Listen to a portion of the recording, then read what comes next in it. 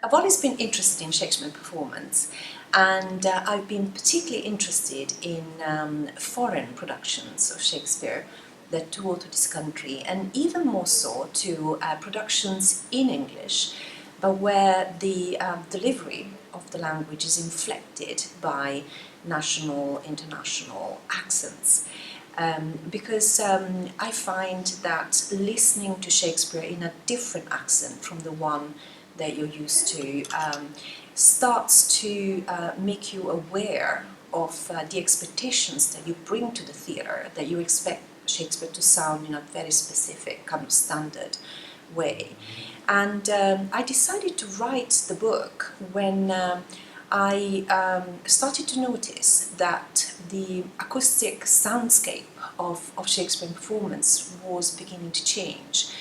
And I pinpointed the source of change around the early 2000s to the rise of in the number of foreign Shakespeare productions that were performed on the English stage. There were two events in particular which I believe triggered the acoustic change I'm interested in.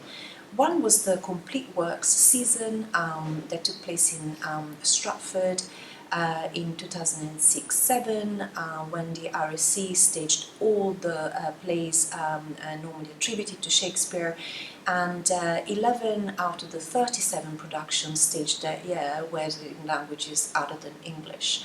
And then in 2012, the World Shakespeare Festival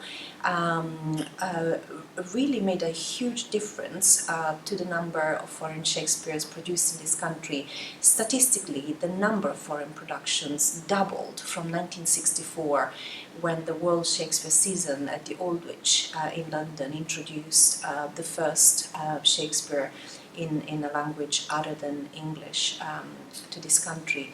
And I noticed in that one of the most important kind of legacies of these two events were the willingness on the part of reviewers and critics to talk about the difference that listening to Shakespeare in a foreign language had made.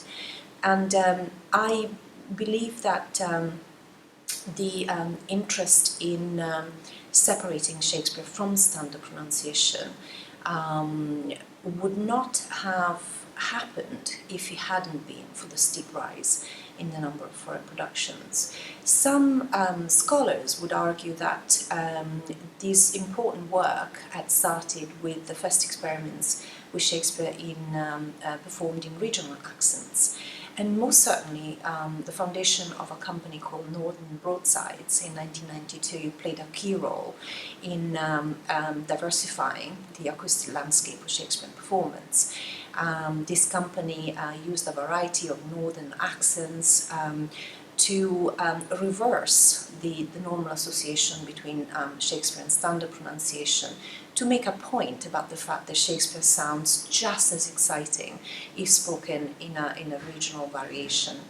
And phoneticians around the same time, in the 1990s, were getting very excited about the fact that standard pronunciation was losing its appeal. Some speakers were starting to feel that using standard pronunciation was coming across as exclusive, elitist, and phoneticians also registered the rise of a different variant, which they call estuary English, which was a kind of mid-variation between standard pronunciation and Cockney, the variation spoken by the working classes in London and the southeast, and some hailed this new variation as the main source of innovation in the way that the English language was spoken at the time.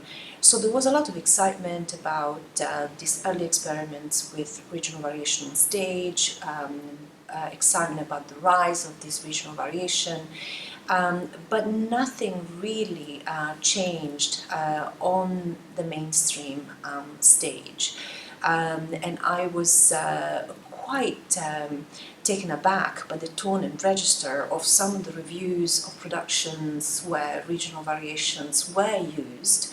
And the main criticism was that the use of regional accents diminished the grand dimensions of the original, as if the original was only available to us through standard, or enjoyable for us through a delivery in standard pronunciation.